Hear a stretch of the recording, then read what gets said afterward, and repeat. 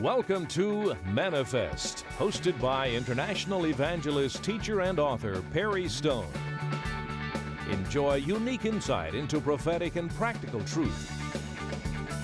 It's time to feast on fresh manna, so get ready to be blessed and encouraged. And now, here is your host and teacher, Perry Stone. Most of you who have kept up with the programming the past 5 weeks know that Bill Cloud and I have come together to do a series. This will be, God willing, our final teaching of the series. What I'd like to do a little bit today is talk about the Egyptian parallels, the parallels with ancient Egypt. We're going to start off in the realm of the parallels of Egypt and America as it relates to Washington, D.C., leadership of, in that area. Then we're going to bring it over to Israel being a picture of the church in Egypt and what they did in Egypt and what God is about to do in America and what the solution is to everything we've been talking about. Bill, first of all, I'd like to go to, you mentioned about America is a melting pot. And as a melting pot, we have, now these are the empires of prophecy. Egypt, we have many Egyptians that live here. Assyria are the Syrians, many Syrians live here. We have Persians and people from Iran that live here. These are the empires now, the order of Bible prophecy. The Greeks, a lot of people from Greece live here. We have, I said Babylon. Babylon would actually be Iran. A lot of Iranians in Mesopotamia live here. Romans, Italians, that's where my family came from Italy, live here. And so when you said that we're a melting pot, I want you to understand when you said that several programs ago, that we're talking about that America has all of the major empires of Bible prophecy, the ancestors or the descendants, I should say, of those empires that live here.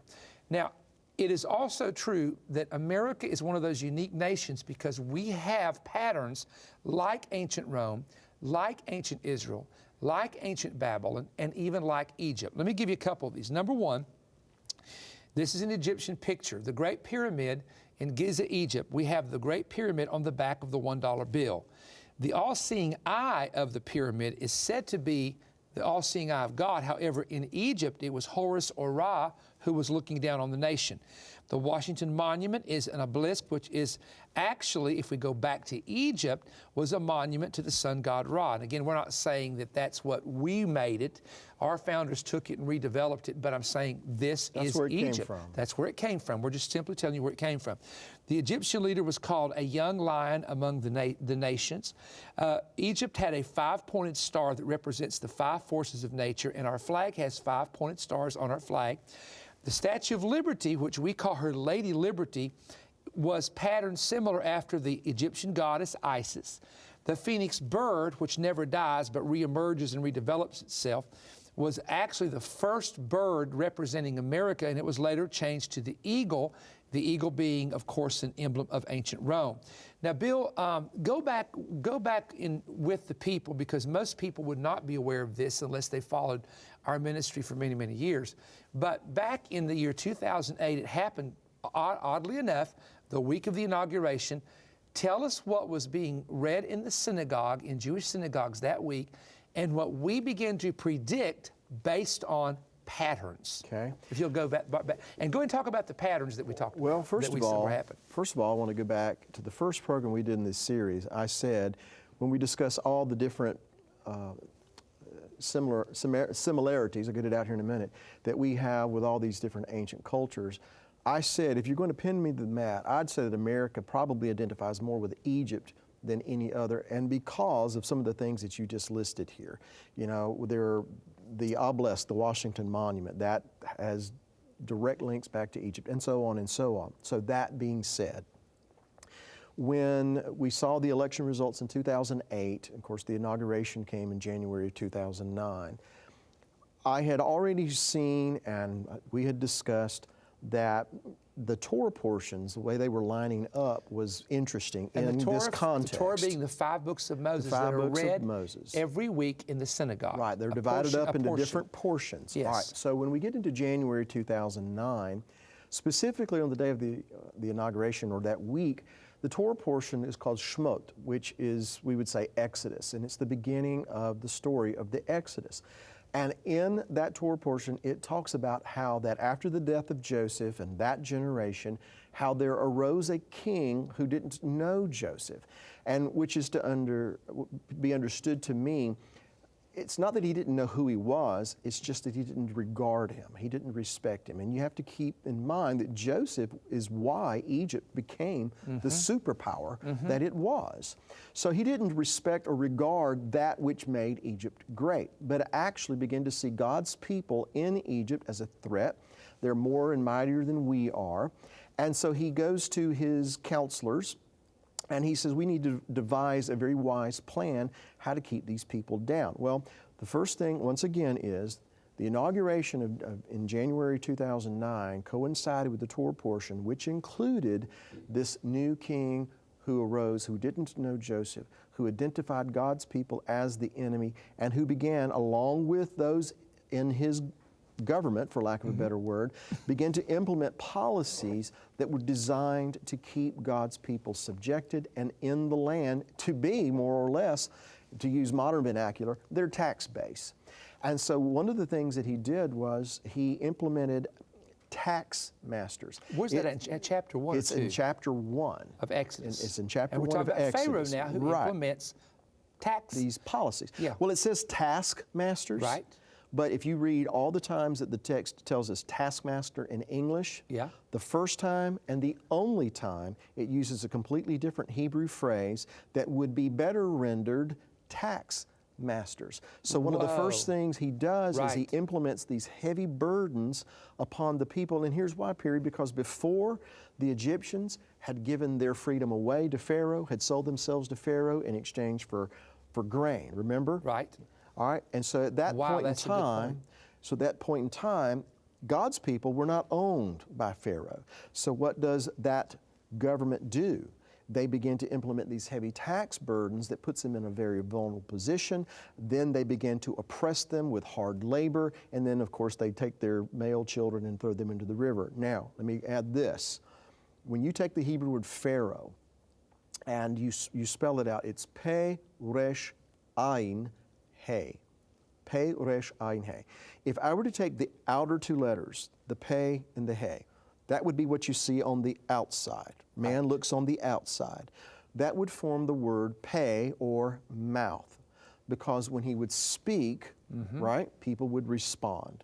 Yul Brynner said, so let it be written, so let it be done. You know, so he speaks, and how does he look on the outside? He's all adorned, you know, he's got the gold helmet or the crown. And by the way, what's front and center on that crown? A snake, a serpent. Pharaoh's emblem was a serpent on the crown, yes. So to look at him, he looks good. That's the point. But in the middle of that word, or the heart of that word, Pharaoh, is Resh Ayin, which is the Hebrew word Ra, which in Hebrew means evil or wickedness. So what's in his heart? Wickedness. What do people see on the outside? Things that are attractive. This is the serpent in the garden. This is repeated time and time again. Those that rise up against God's people look good to most everyone else, but wickedness is in their heart. So all these parallels, and this was the point, all these parallels that we see in ancient Egypt, not just recently, it's been going on for some time. So we're not trying to pin this on one person or one political party or anything. This is the culmination. But actually for years and years in America, it's been building to this, hasn't it? Exactly. But it's building to this, and now we're here. We're here. And so we see it being played out before us. Now comment also, okay, here comes Pharaoh. He doesn't understand the Hebrew people.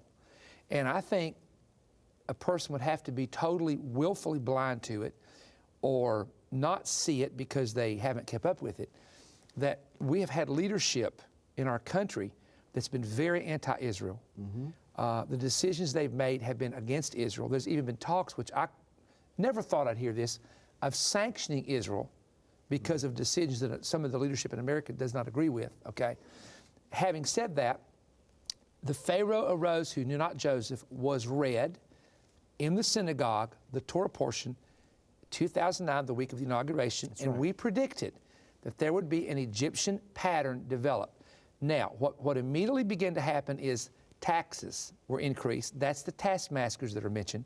But it also mentioned that this particular leader in Egypt passed a law to actually abort children. So one of the first things that happened in 2009 was the new leader reversed a law and kind of opened the doors to abortion all over the place. Partial birth abortions Yeah, as partial birth, et cetera. And this was very much like the Pharaoh pattern.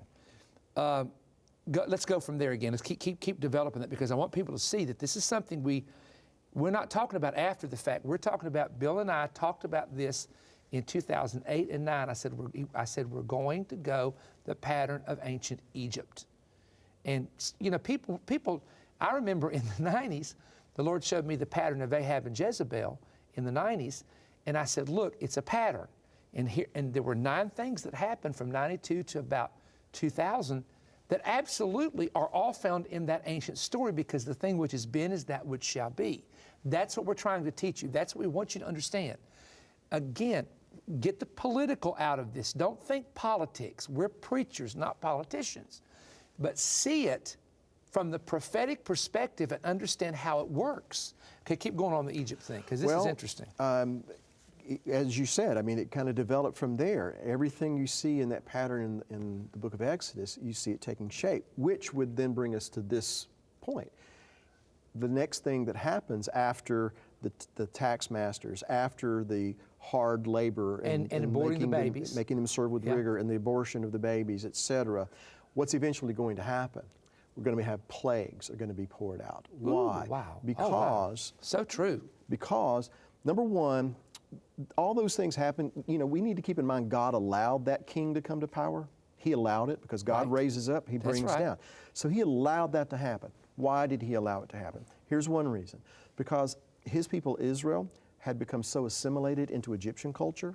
They had become so mixed with what the Egyptians thought was important to serving their gods, that if He had allowed them to continue that way, eventually His people would have assimilated into Egypt and Israel would have disappeared. They would have never come out of their bondage. They would have never come out, never fulfilled God's purpose for them. He can't allow that to happen. So let's compare that to today.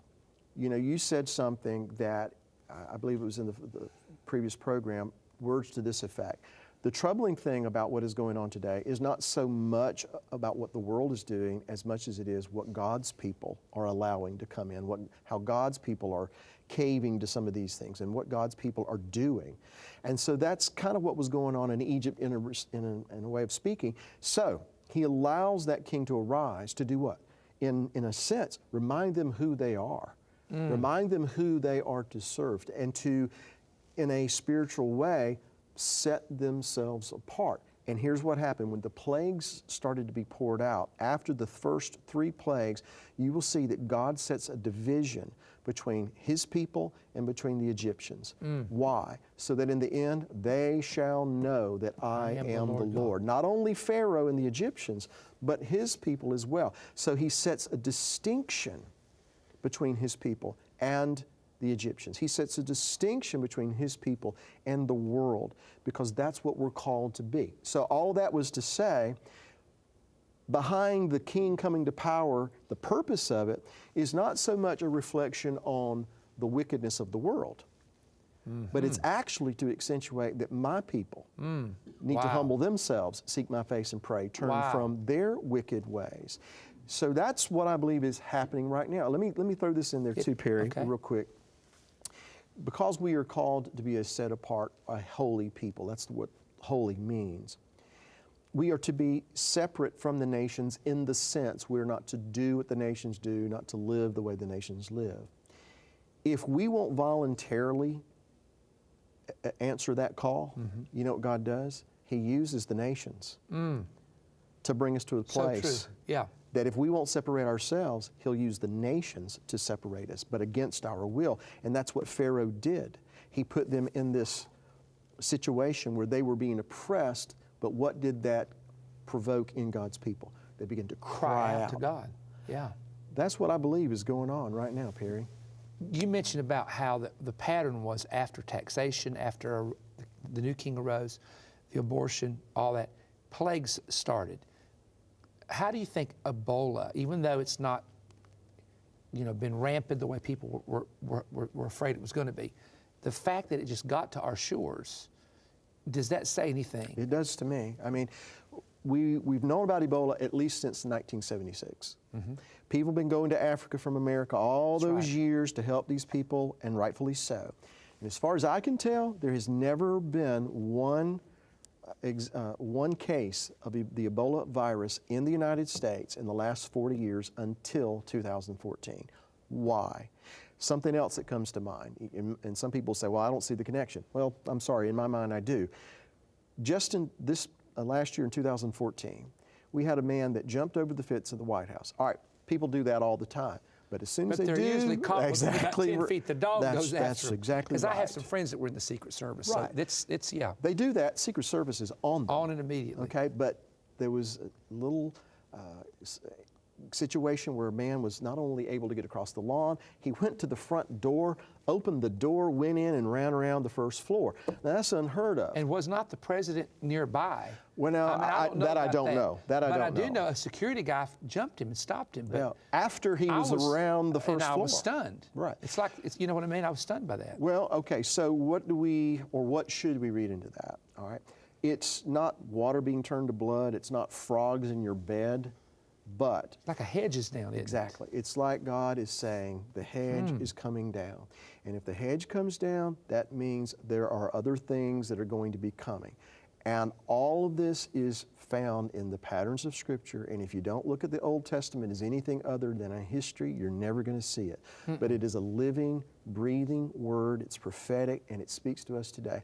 And so just to kind of sum this up, the patterns that we see in Egypt, and these others that we see as well, that we've talked about. But the patterns that we see in Egypt, to me, they speak as closely as anything does to where America is right now, and more specifically, where God's people in America are and what God is taking us to. Okay, let me ask you this in about 4 minutes left. I know what the answer is, but what is the answer for God's people? What do we have to do? Voting is a part of it. We always try to vote the right people, but who's the right person? People can lie. They lie all the time to get in. Well, but let's go beyond just the voting part of everybody being active, voting who you feel is the right person.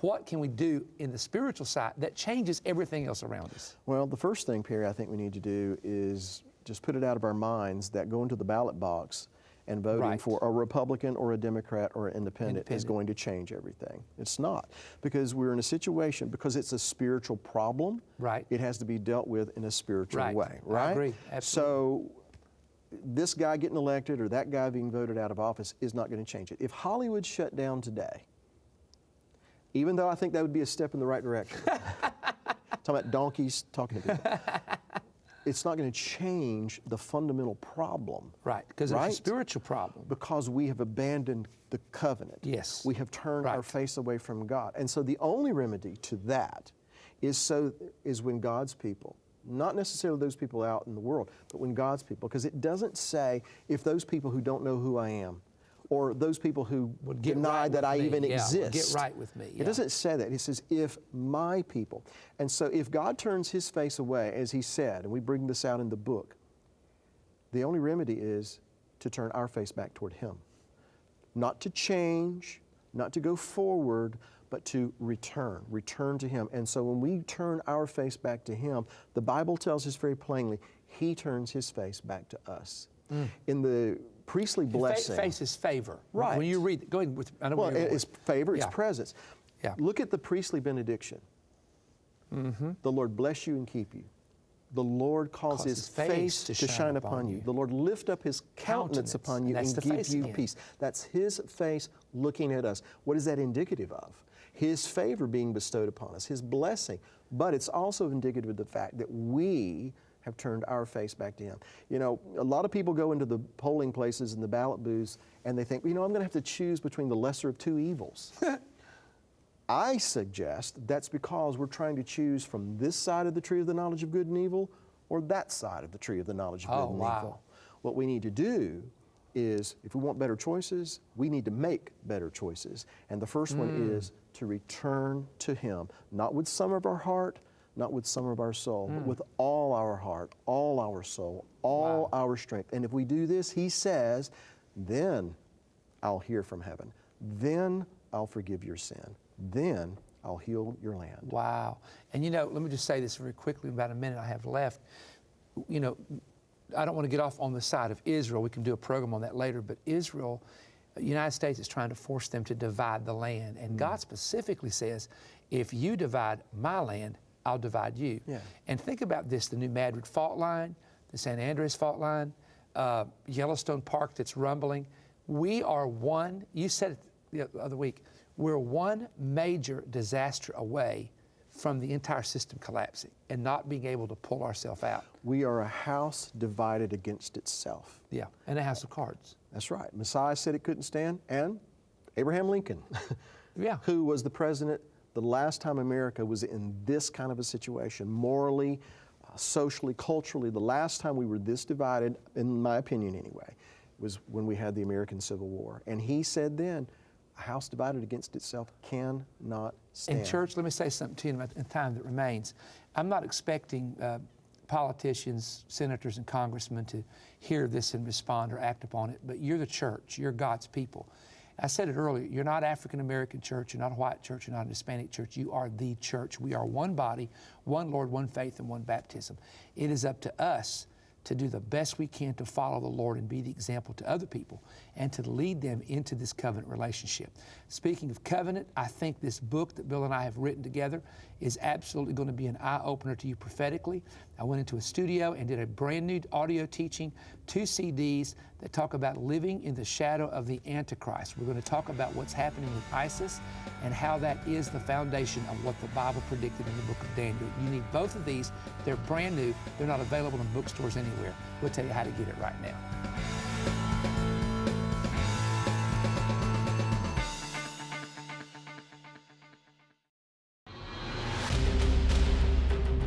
America is in serious trouble. This nation has fallen to the same snares that entrapped great superpowers of the past. And now in 2015, America is racing toward a breaking point. We are now following the exact footsteps of fallen empires such as Rome and Greece. Will we return to God or continue in this downward spiral? America's founders left a trail of documents warning how and why America's possible future demise would be internal and not from an outside force. Today, as our leaders now redefine God's laws and ignore His warnings, where will this lead us? And what warning signs are flashing now that we must heed? In this new prophetic book, America's Controversy with God's Covenant, Perry Stone and Bill Cloud combine their prophetic insight and pen this manifesto to America. A message every concerned American must read and respond to before the hedge is removed and spiritual darkness blankets the nation. Due to its content, this book will not be available in bookstores. This book is part of package offer ACC 115. Perry has also just completed an urgent prophetic update on 2 audio CDs, In the Shadow of the Final Beast. These CDs contain new research and information exposing the real reasons behind the ISIS beheadings and the ancient demonic spirit emerging over Iraq and Syria. Perry unlocks the book of Daniel and John's apocalyptic prophecies with new insight he has never taught on Manifest. He reveals how the coming wars will not be geopolitical, but will be wars over religious ideology centering on the deity of Jesus Christ. This is a stunning expose every believer should hear. All indications point to the foundation being laid for the man called the Antichrist to arise from the Middle East and not from Europe, as many teachers have taught. The new book by Perry Stone and Bill Cloud, America's Controversy with God's Covenant, as well as Perry's 2 CD prophetic update, In the Shadow of the Final Beast, are now available by calling toll-free 1-888-21-BREAD. That's 1-888-212-7323. Or order online at perrystone.org. You may also send your donation of $30 or more to Perry Stone, Post Office Box 3595, Cleveland, Tennessee 37320. When you order, request offer ACC 115 and include your donation of $30 or more as your support of the Manifest broadcast. As always, thank you for watching Manifest with Perry Stone. We look forward to hearing from you today. I want to thank you for joining me today on the Manifest telecast. Bill Cloud and I are very excited about the book that we've just written, which is called America's Controversy with God's Covenant. Are the blessings of America in danger of being lost? We're going to answer that in this book. I encourage you to get this. It is not available anywhere else except through the Voice of Evangelism Ministries. It's not in any bookstore anywhere. And also we're the 2-hour audio CD, The ISIS Factor and the Kingdom of the Antichrist and the Shadow of the Final Beast. I've been dealing with this, but this has the new information and new research from the book of Daniel that we've put together. We had so many people asking us for more information. We went back to the Bible, locked ourselves up in a room just about, and came out with some revelation that you've got to hear. So that's the offer. We hope that you'll get it because you help keep Manifest on the air when you purchase the material. Also, we always let you know places that we're going to be coming to minister. In Denver, Colorado, Potter's House of Denver, that'll be 9 o'clock and 11 a.m. in Sunday morning, March the 22nd. Victory and Truth Ministries in Bucyrus, Ohio, one service only, which will be Wednesday, March 25th. All the young people registered for Warrior Fest. Don't forget Warrior Fest. Our mentoring school, we have some seats left for that. I'm going to be mentoring people from Wednesday, all day Thursday, all day Friday, and all day Saturday. And so at the end of that Mentoring Institute, we're going to provide a certificate of achievement to everyone who's participated. Also, we're coming to Life Church with Pastor Rick Shelton, May 15th through the 17th. We're coming to Redemption Church International in Knoxville, June the 5th through the 7th.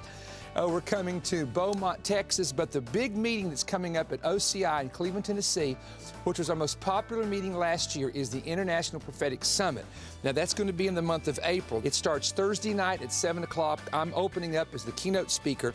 Then we have Friday, we have 3 services. Saturday, we have 3 services. We've got questions and answer sessions, inside information. And we will go through Sunday morning where Bill Cloud and I will be ministering, and Sunday night at 5 o'clock, I have a very special prophetic word that the Lord's given me. So please, if you want to come to the summit, come and be a part of that. We're looking forward to all the things God's going to do. Go to perrystone.org for updated information. And partners, thank you for supporting this ministry. Keep it up because we need your help. God bless you. This April, be a part of the prophetic event of the year at Omega Center International in Cleveland, Tennessee. Hear insight from today's leading authorities on end-time events as they discuss why we were born for such a time as this. For more information, go online to perrystone.org. These are the last days. What's your role?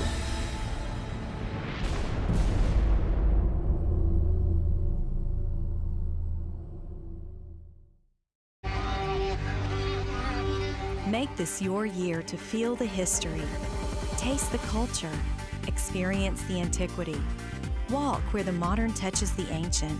Sign up now to join Perry Stone November 23rd through December 2nd for an unforgettable tour of Israel. For more information, visit perrystone.org or call 1-888-321-3629. Make this your year for a trip of a lifetime.